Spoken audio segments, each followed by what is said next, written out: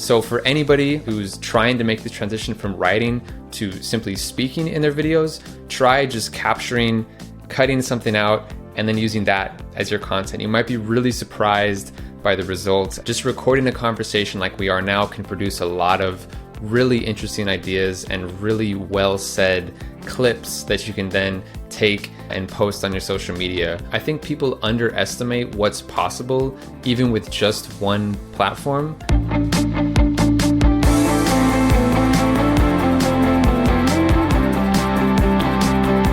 Welcome to the Nomad Solopreneur Show, the only podcast where you learn actionable tips that you can apply right away on how to build and grow a one-person business while traveling the world. I'm your host, Gabe Marushka, and every Thursday, solopreneurs and nomads will share their inspiring stories, and I will challenge them to build solutions to real-life problems that freelancers or 9-to-5ers are facing in their road to freedom. If you are a freelancer, aspiring nomad or solopreneur, turn up the volume, because today's episode I have the pleasure to host Dalton Danks, who's a communication and video coach for non-native English speakers, who's living the digital nomad lifestyle, slow traveling the world and building his business 100% online since 2020. He's seriously excited about the future of e-learning, online businesses and solopreneurship without borders. It's his goal to get 10,000 new video content creators sharing their message online. For all the action takers listening, make sure to stick to the end. He has a challenge and a special gift for you that is guaranteed to kickstart your video content no matter where you are on your journey. Before we start, make sure to subscribe to the free 3 newsletter at gabe.li/newsletter. If you enjoyed this podcast, I guarantee you'll love the newsletter.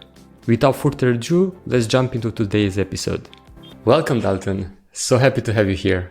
So happy to be here. Thanks for the invitation. My pleasure. Where are you calling from? I am actually in my hometown of Phoenix, Arizona in the US, in the room that I grew up in. It's a little bit different now, but this was like my childhood bedroom. So it's a little bit of an unusual moment for me, but I'm in my hometown, Phoenix. That might bring back some memories. If you don't mind, how was your childhood growing up in the States?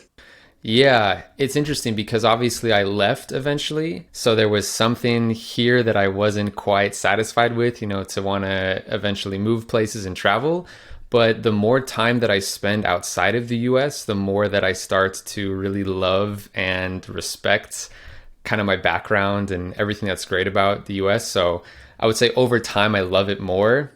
And it's been a journey, I think, being like a teenager, kind of angsty and, wanting to do something different, to now coming home. And I don't want to live here full time, but I enjoy being here. So that's something that you don't think about it before leaving. But speaking of living, what made you take this leap and start a nomad life? And for how long have you been a nomad? Yeah, so to give some context, I've only been doing like the nomad thing for about a year and a half. My first short nomad excursion was October 2021. So I eased into it a little bit. I first moved to the Netherlands in 2016 to study music. That was my thing for most of my life, making music. So I was this expat student for a while. I ended up moving to Germany after that and really kind of officially expatriated and established myself as a freelancer there. But then around the pandemic, that was a moment for myself, like for many people, where it was like something has to change. And I knew I didn't want to stay in Germany. I knew I didn't want to kind of give up on what I had been doing and go back to the US. So I wanted to try, like I said, this nomad thing, just one trip. I went for 2 months to Tbilisi, Georgia. And since then, it's just been no looking back. Yeah, that's a different journey that the most that I hear when it comes to starting a nomad life, because usually it's like sick of 9-to-5 or working from home for too long. And when it comes to your music background, did that have the influence in your work? Because I know that you're a coach for not native English speakers. How that influence your journey when it comes to your business? Yeah, I don't know. It's kind of weird because I think I always had this sort of independence mindset. Like I never wanted to be in a 9-to-5 situation. So I always had the kind of freelancer independent attitude towards things. And that's why I think I first got into teaching English. When I was in the Netherlands looking for a job, I didn't want to work at a restaurant or deliver food. I wanted to find something that I'd kind of have more control or freedom with. So that was freelancing as an English teacher. That's when I first started. The other thing that I think has translated from music to what I do now is really the listening side of things. So as you know, when you're trying to work with some of these nuances in communication, in the way you're speaking, you have to have a certain attention to sound and to listening to the way people speak, to the way you speak. And I think my musical background has definitely helped me with getting through that stuff, especially when I was first starting with teaching. For how long have you teach English? It was not long after I moved to the Netherlands, so 2016 to 2023. Since majority of our listeners are struggling with finding clients or jumping into this solo business thing, how did you went from teaching English in Netherlands to finding clients for your video coaching business? What was your approach and the challenges that you faced when you did that? So when I first started, I had very little guidance. I didn't know what I was doing. And I saw a lot of people who were posting on a lot of different platforms. They had an email list, they had a website, this huge infrastructure to bring people from all places into their funnel and have this really awesome kind of elaborate warming up process with emails and all this sort of stuff, like I said. So when I first got started with trying to build a business with it, I took that approach where I was setting up like my later account to cross post automatically and have my content strategy and do the email thing. And the truth is I never got it off the ground. I spent, I think it was about 2 or 3 months like building the website and doing all this crap. And it was just like, okay, this isn't working. I don't have time. I need to make more money, get some traction before I build this infrastructure. So that was kind of like the failure. And then I eventually did my first coaching program. This was like a new step for me to invest in help from another person. And that really clarified things for me and introduced me to this approach of really focusing in. And now what I do and what I would recommend to somebody, another coach or somebody who's trying to do a similar sort of business, is in the beginning, really focus on one niche, one offer, and on one platform. So for me, that's LinkedIn. I'm focusing on helping non-native English speakers create video content, and I have one offer, this 10-week program. Having that focus allows me to put all my resources into it and really make sure that I'm delivering something of quality. It allows me to learn as much as possible from every step I take, every person I interact with. There's a lot of feedback back and forth, where as if I was doing like the Instagram, TikTok, YouTube cross-posting, it would just be a mess. And I'm certain if I could even get it off the ground, I don't think I would be getting the kind of traction and growth that I am with this approach. Yeah, for sure, because you get distracted when you're focusing on too many things. It's easy to get lost or simply get overwhelmed. Since you're coaching people on video creation, what are the most common challenges they face, especially for those non-native English speakers when it comes to video creation? Yeah, I'm glad you asked, because I wanted to ask you the same question. You've done such an incredible job with, when we first met, what you were dealing with, the challenges you had, and where you are now with this podcast. I wanted to ask you, what was the biggest challenge you had and how did you overcome it? I think for me, it was a mix of few big challenges, like the fear of putting myself out there and showing myself on camera, the challenge of finding my words, being a non-native English speaker, and even that I read quite a bit in English and communicate with my clients in English, are usually different topics, not like a day-to-day conversation or a more natural approach to conversation. And I think these two were my biggest ones, like being able to be fluent in English on camera, appearing on camera, speaking to a mic was just something that I never see myself doing. And yeah, definitely a coaching program helped me a lot overcome these challenges and improve a lot. And yeah, just in a few months starting a podcast, it's unbelievable, to be honest. I still pitch myself sometimes this is real, this is really happening, or it's just, I don't know, a dream. And yeah, cannot thank you enough for that. But of course, those Absolutely. are just my challenges. But what are those that you usually see in others? Well, what you said is very, very common. You use the word fear. I would use the word self-doubt, because even I experienced that. I think it's a persistent thing for everybody, not only with video creation, but any sort of creative thing where you're making stuff on a consistent basis and you're sharing it online. there's so many steps along the way to doubt yourself and say, is this good enough? Should I try it like this or do it the safer way? So like for me, when you have the video idea, you record the video, you edit it, you get ready to post it, each of those pieces, it's like an opportunity to say, let's throw this in the trash, right? So kind of overcoming those inner voices that say, oh, is this really worth doing? To ignore those and commit to what you started, that can be a really big challenge when it comes to the consistency. And to overcome that, for a lot of people, and for myself included, it's really helpful to systematize or delegate some of those steps.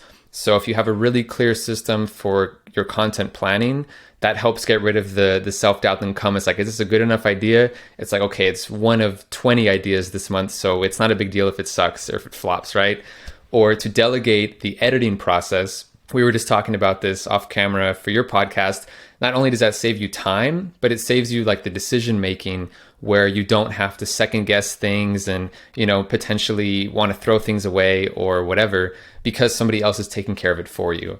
So self-doubt, and then trying to systematize, delegate things, kind of remove those opportunities to get rid of things, and just ignore the inner voices that are telling you no.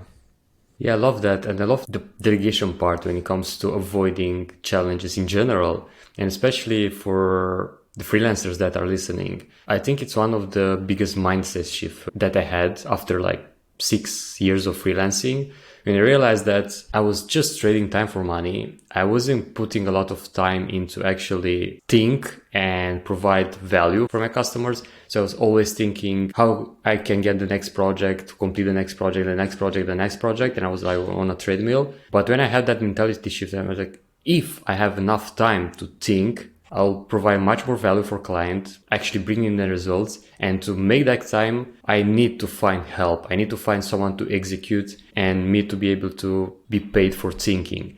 And I think that was the moment that I shift from being a freelancer and actually becoming a solopreneur and managing a few contractors. Because I think this is the difference between solopreneurship and entrepreneurship. Entrepreneurs are more focused on growing big businesses and actually having a team that are full-time employees, when solopreneurs like ourselves are focusing on having some help with tasks that we are either time consuming or not. We are not that good at. But I think this is the big mindset shift that I had. And when it comes to the challenge, for sure, totally agree with that.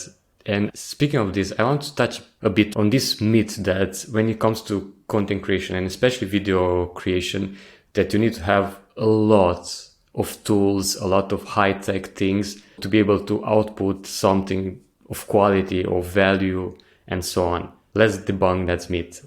Yeah, so you're talking about, buying a new camera, getting a ring light, and all those types of technical gear investments. That's the easy, or the path of least resistance, maybe. When you want to get started with video, you want to buy all the fancy stuff, make sure your studio setup or whatever you have going on is perfect and ready to go. It's funny, it's like when I was a musician, there was the same kind of thing where there'd be people I knew who they would spend thousands of dollars buying their synthesizers and their mixer and their recording studio, getting it all set up. They have all this stuff put together, but then they weren't usually the ones who actually released music. They would just spend most of their time kind of collecting stuff, it seemed like, which is fine. Everybody has their thing, but there was always kind of that kind of approach, and then maybe the more using what you have to make something. And that's definitely the path to go with if you're serious about actually creating videos and really outputting things and getting momentum. You have to take what you have and work with it. 90% of my videos up to this point have been recorded, and I'm recording right now with just my iPhone, but literally just my phone, and connected it into my computer to kind of see what I'm doing with this program. But it's just my phone. I just bought this microphone a couple weeks ago, and it's really that simple. So it's it can fit in your pocket. That's all you really need to start making videos, and of course some really cheap or free editing software. But that's no investment. You don't need much more than that. Yeah, true. When I started my podcast, I was like, I should set up that and that. And speaking of doing and creating video, how's your process looking like for those that are wanting to jump into creating videos for social media or YouTube? So I have basically a set of goals for my content strategy.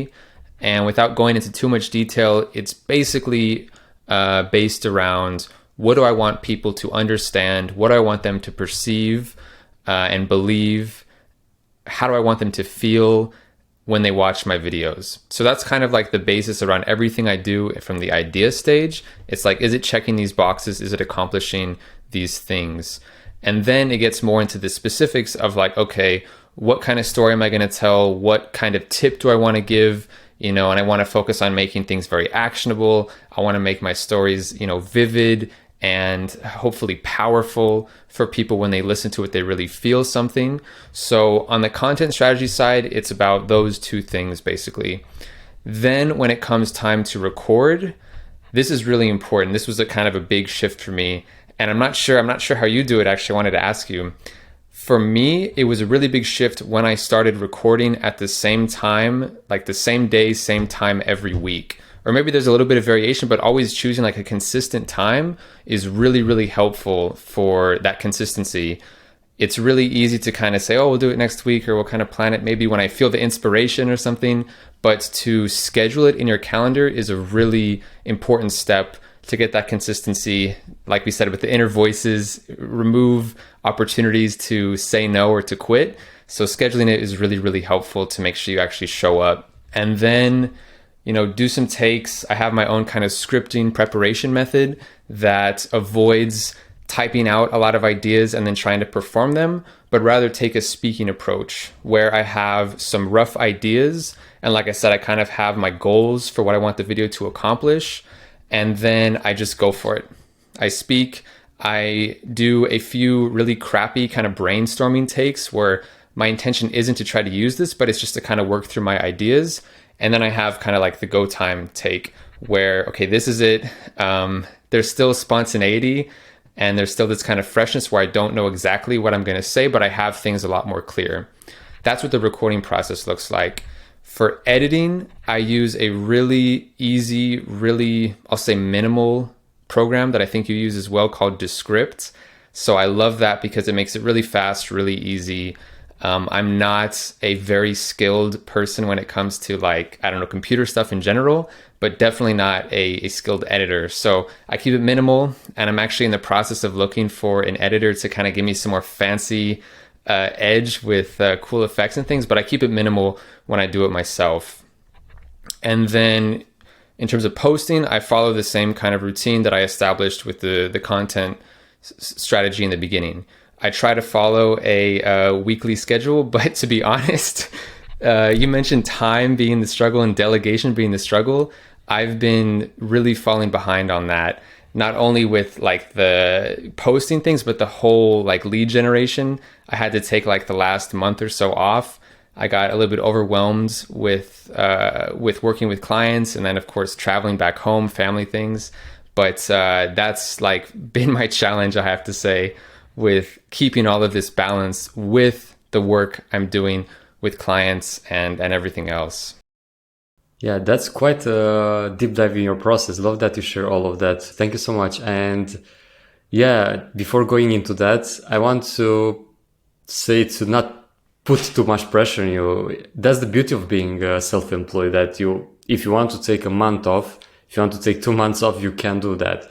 And when it comes to your process, to answer your question, yeah, I do the same thing. Like I have a set date and time in the calendar to be able to do the creative part of things, like write or record. And same when it comes to publishing or engagement, because otherwise it's just overwhelming and hard to achieve, to make that routine, to improve every single time. Because if you do once in a while, it doesn't get into your blood and start being a habit. You mentioned at some point scripting, and any tips that you want to share, some actionable advice for those that are currently probably creating video content on that side, like all the scripts laid down and reading, to switch to the outlining approach? Yeah, that's a great point that you bring up. Well, to make it really, really easy, I would recommend anybody who's currently scripting their videos and they want to at least see what it's like to, like you say, have this more speaking oriented approach. I would recommend actually just recording yourself speaking in a natural environment that you're already speaking in. So record yourself in a sales call or a conversation with a client, or if you're in a meeting or giving a presentation, anywhere that you're just speaking. Now, that's assuming you don't like write out a script for these situations, but I mean like in a conversational type of setting, record yourself speaking and go through it, listen back, and just pick out like a 1 or 2 minute clip where you're talking about something that would be relevant to your target audience wherever you're posting content. And just take that as, okay, this is like a content idea. I was explaining this topic to somebody, just like I'm explaining this topic to you. We can cut this out and make it a little short form video, right? The same sort of thing where I'm just improvising speaking, but then because I'm answering a question, I'm talking to a specific person, it's basically everything you need for a piece of content. So for anybody, like I said, who's trying to make the transition from writing to simply speaking in their videos, try just capturing, cutting something out, and then using that as your content. You might be really surprised by the results as long as you're not, too in your head about it or whatever. But it's a big difference, like you said. Yeah, I love that. And I can confirm that it works. So thank you so much for sharing that. And when it comes to the tools, because you mentioned the script, and indeed, I'm in love with that tool. Like for those of you who are not aware, it's like editing a Word document. And if you delete a word, we'll delete that part of the video as well, or that part of the audio. So basically editing a piece of text will edit a piece of video, a piece of audio, which is brilliant, and you can export for various platforms. So I'll leave anyway a link in the show notes to that tool to check it out, guys, if you want. There are any other tips or tools, resources that you use when it comes to your content creation, video content creation that you want to share? Yeah, like I said, I like to keep it minimal. Recording on my iPhone. I just bought a mic for the first time not too long ago, and then doing this really quick, easy editing with Descript. But besides technical things, if we talk about resources, not just in terms of like software or devices, something that I think people overlook is kind of what we just said, all of these opportunities to capture moments in our day-to-day life, in our work, rather than trying to kind of set something up and get this perfect moment. Just recording a conversation like we are now can produce a lot of really interesting ideas and really well said clips that you can then take and post on your social media. Or if you want to learn about, what to be posting, who you're trying to reach, what kind of things they care about, talk to those people. Start with conversations where you're talking with the client and just be aware of what questions they're asking, what kinds of beliefs do they have that you see very differently. And addressing those things in your content, that's a huge resource right there. Just the people that you're working with, people around you, to get a lot of ideas, a lot of clarity. And I think people want to look somewhere else for the answers. They want to find the perfect, solution to something, or they want to get guidance, which is a good idea in a lot of cases. But I recommend not to underestimate the power of these people and relationships and experiences that you have on a daily basis to get the ideas, the inspiration that you need. True. And speaking of that, I just noticed the other day, and I actually booked a call with him as well. He's on this challenge of every single day to have a video call with someone this year. And he's actually putting parts of the calls on LinkedIn, part of his video creation journey. And speaking of others, do you have any favorite creators that is inspiring you when it comes to their work or the content they are pushing out? I'll give a really unsurprising answer because everybody is talking about him because he's everywhere, and he's one of my favorites as well, Alex Hormozi. So anybody who's seen any of his content cannot disagree that he's super talented, super intelligent, and super articulate. And he also has a fantastic content team. His editing is like the most entertaining, engaging, and it's just amazing how pleasant of an experience it is to hear him talk about sometimes these more mundane topics. It's a very entertaining experience. So I'm a big fan of Alex Hormozi in his videos as well as his book that he released. I love what he does. Yeah, me too. It's such inspiring, especially for a young person, because a lot of people doesn't know that he's 20 something. And yeah, if you guys don't know him, definitely check him out. And his podcast, The Game, it's a game changer for business. And it comes to, because you mentioned his book, I think I know the book that you're referring to is the 100 Million Offer. Right. Yeah, a great book. And speaking of books, do you have any other favorites when it comes to business in general or content creation that you have read recently? That's a good question. I've read a lot of books and there's not that many that I would recommend, especially from like a business perspective, to be honest with you. There's a lot of good gems and things, but I think that doing, like giving it a shot and learning from experience is definitely more fruitful than reading more books. But $100 million offers is definitely like top 3. I really, really had a profound shift when I read Russell Brunson's books, The ClickFunnels Guy, expertsecrets.com secrets. Both of those were really eye-opening for me at the beginning of my journey with the solopreneurship. What else? There's a book I'm actually going through right now, and it's only really available as a PDF. And I've heard it regarded as the world's best copywriting book. And I believe it's called Breakthrough Advertising by Eugene something. It's some book from like the 60s. And like I said, I think you can get it for like $600 on Amazon. But I got it from a really fantastic email newsletter that shared it for free. And it's really, really profound, not only for copywriting. Obviously, that's not like my specific area, but understanding language and how to kind of get into the psychology of the way you communicate from a marketing perspective, a sales perspective. There's a lot of really powerful insights there, but it's kind of an obscure book. Yeah, I definitely need to check that out. I haven't heard of it. So, as a tradition in this show, we have a challenge for every single guest that you have that is not known beforehand. And I want to have a specific challenge. It's not around video creation, even that's your expertise, because the challenge is around your LinkedIn bio, because that bio made me buy your coaching program. It's so well written and was speaking directly to me, directly to my pain points, challenges and solutions and so on. So the challenge for you will be to help our listeners create, let's say, the perfect bio.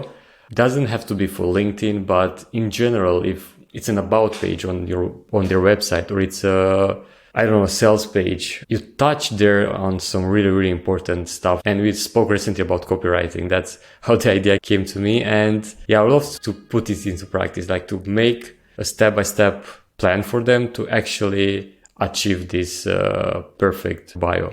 How would you go about that?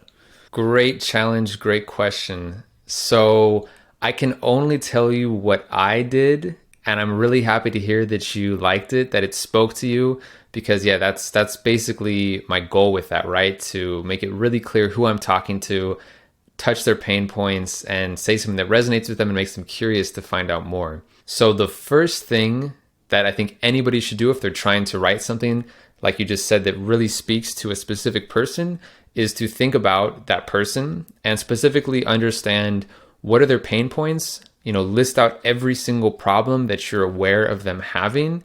And hopefully that'll be 20, 30, 40, 50 things. Pick the top 10 that you know are going to be the most important, and specifically the ones that you know you can help them with. That's also important. You're not just going to throw something kind of random there. Get those pain points that are really important and you can help them with, and start your about me, your bio, by calling them out based on those pain points. So something like, I don't remember exactly what mine says. It's something like, video content creators, are you dealing with this, or something like that? And I just list the problems that the people I work with have. So that's like, it takes forever to record your videos. You don't know what to make videos about. You're struggling with your pronunciation and nobody understands what you're saying. All this sort of stuff. List those out and then paint a picture for them. You can say, just imagine, or da-da-da-da-da, to kind of shift from this is the horrible reality to this is what could happen in the future. And take those 10 bullet points you made, copy paste them down below, and then change them from the problem to the solution. So before it takes ages to record your videos, to say you can record your videos in minutes instead of hours, or it only takes you a few times a day, something really easy, right? List all of those solutions. Just flip the language, like I said. So you've called them out, you've called out their problems. They say, yes, I'm dealing with this. You paint this future for them. And only after you've done those two like pretty big steps, that's where I would introduce myself, introduce what I'm offering. So to basically say, if this is what you're dealing with, this is what you want. I'm Dalton. I have this program. And in just 10 weeks, it's proven to help people achieve these things we just described. At that point, you're probably going to be close to the character limit. But if you have any more space, I would recommend doing one of two things. If you have a lot of space, put in some direct quotes from people that you've worked with, that have worked with you. What did they say about the program? What was the transformation that they saw just in one sentence, something short? If there isn't that space, or in any case, it's a really good idea to direct them to the next part of your profile that you want them to see. Because the LinkedIn profile is sort of like a landing page, right? We see the profile picture and the headline first. If that's engaging enough, we'll click and then we'll see the banner. And then we'll see the headline again. If that's engaging enough, hopefully we'll go down to the bio, to the about me. If that's engaging enough, hopefully we'll go back to their featured section or their content and to their recommendations. So if you can direct them to some of your content, direct them to your recommendations, the more time they spend on your profile, the more they're going to learn about you, the more hopefully you're going to connect with them and have some things that resonate with them. And if you have testimonials, recommendations, they'll see that proof and hopefully start to understand that it wasn't just nonsense that you wrote in the about me, that it's actually real. You can help them with this, and here's some proof. Thank you so much for sharing. And you mentioned that when it comes to getting clients on LinkedIn, if you are still talking about this, you mentioned that it's your primary source of clients. Do you have any other future plans, next steps that you want to take in this in order to diversify the sources? I feel a little funny being like a video coach. That's what I do, yet I'm not on YouTube or TikTok or Instagram or any of these video-based platforms. Like, people even think LinkedIn, it's like, why are you even making videos on LinkedIn?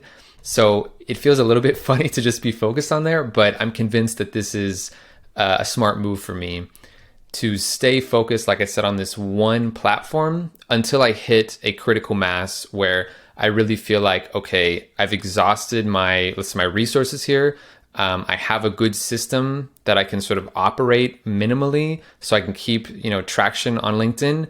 And then I'll scale to another platform and kind of have to do the work to build that up and build systems with that. So I'm planning to stay on LinkedIn, at least for right now, unless things go horribly south, I get banned or something. That's always possible, who knows? But that's my plan for right now. And then eventually scaling, building up there, and then, building it out. But that's going to take a lot of delegation, a lot of help from other people.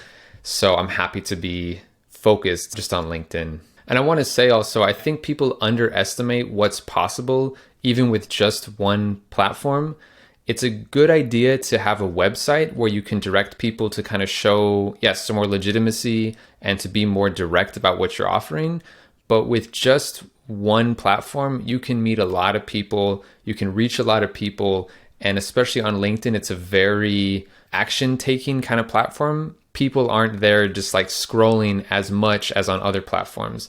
People are there for a reason a lot more. So there's a lot more potential to connect with people and actually form a relationship and do something together.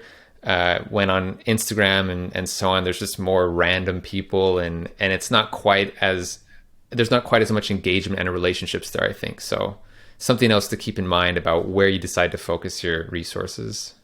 I agree. So I really love the conversation around business, and because it's always inspiring and also full of tips and actionable things that you can apply right away. But I want to go a bit back to this lifestyle that you're having. And I know that you're slow nomading. And for those that are not familiar with the concept, can you expand a bit on that?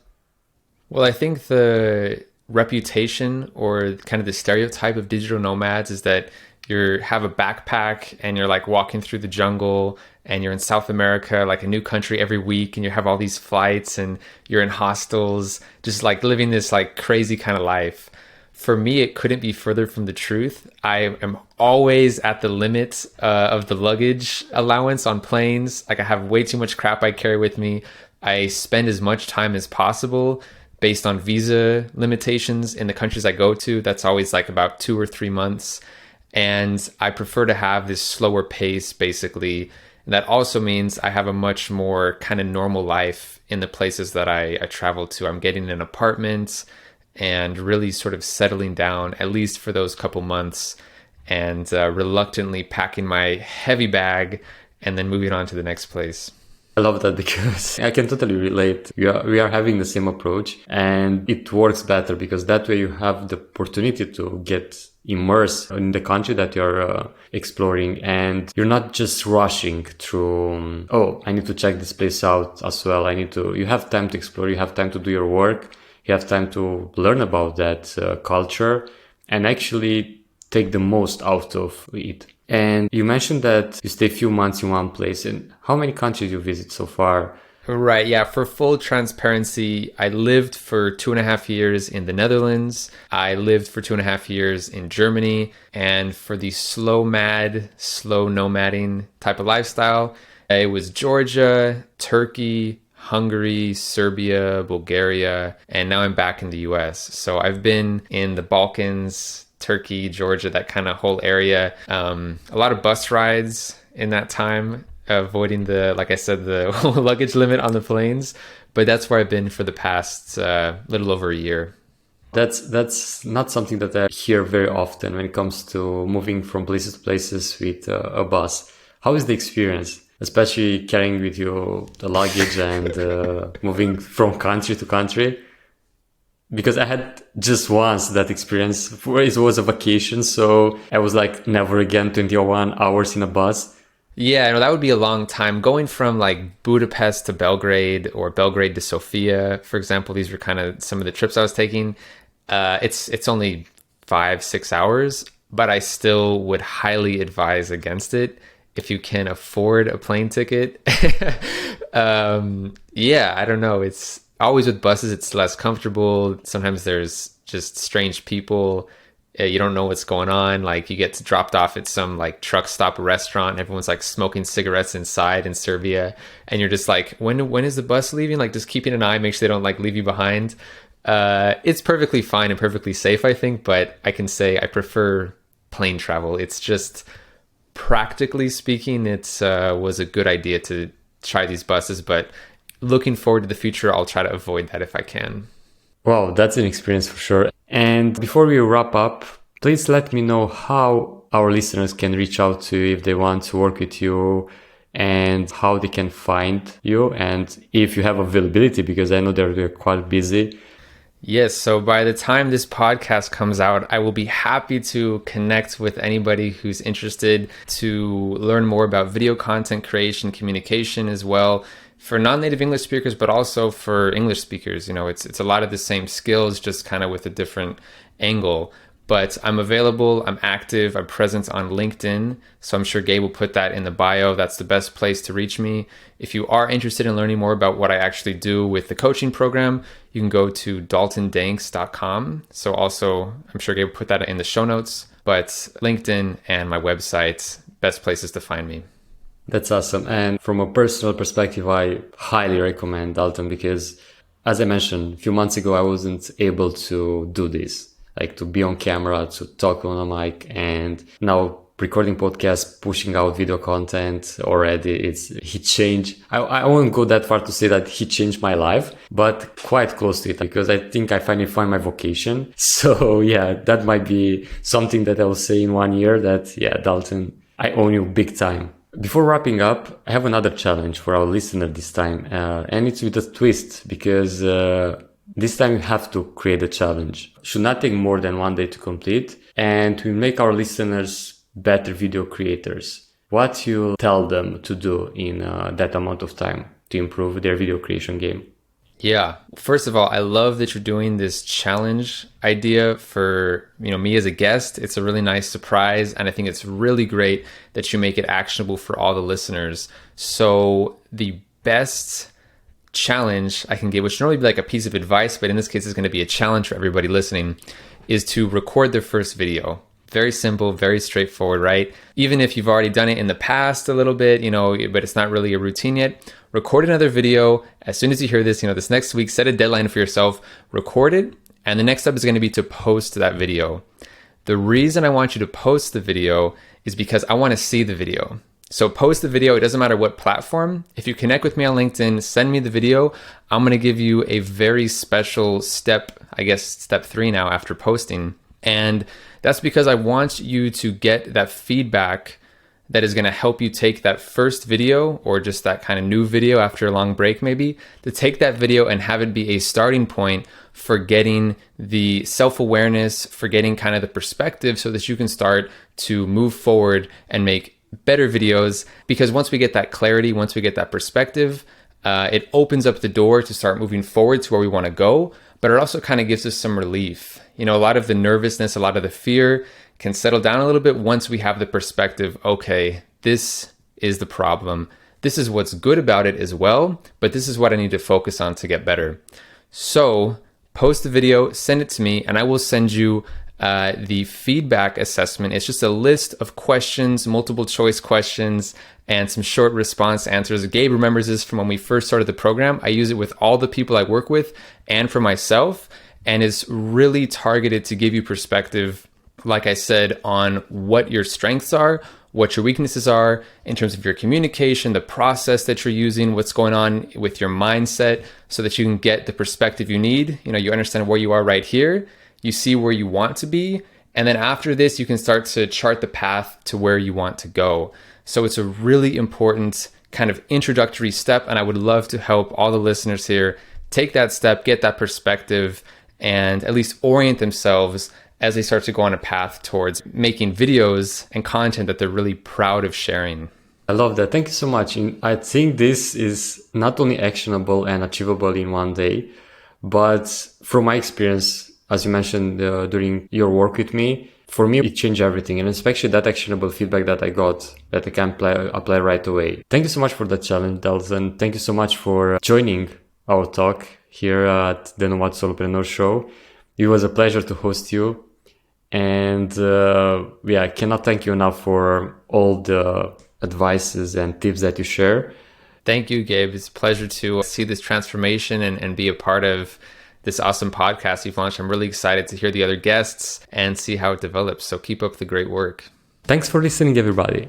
Make sure to check the show notes where you'll find direct links to the tools and resources mentioned in this episode, and much more. If you enjoyed this podcast, you'll love our newsletter. Get it at gabe.li/newsletter, where every Tuesday you'll get a 2-minute read, zero fluff email on how to go from freelancing to solopreneurship and run a one-person business while traveling the world. Don't forget to subscribe to your favorite podcast station to not miss when we drop the next episode. We have lots of exciting guests and surprises coming up. This is your host, Gabe Marushka with the Nomad Solopreneur Show. Until next week, pura vida!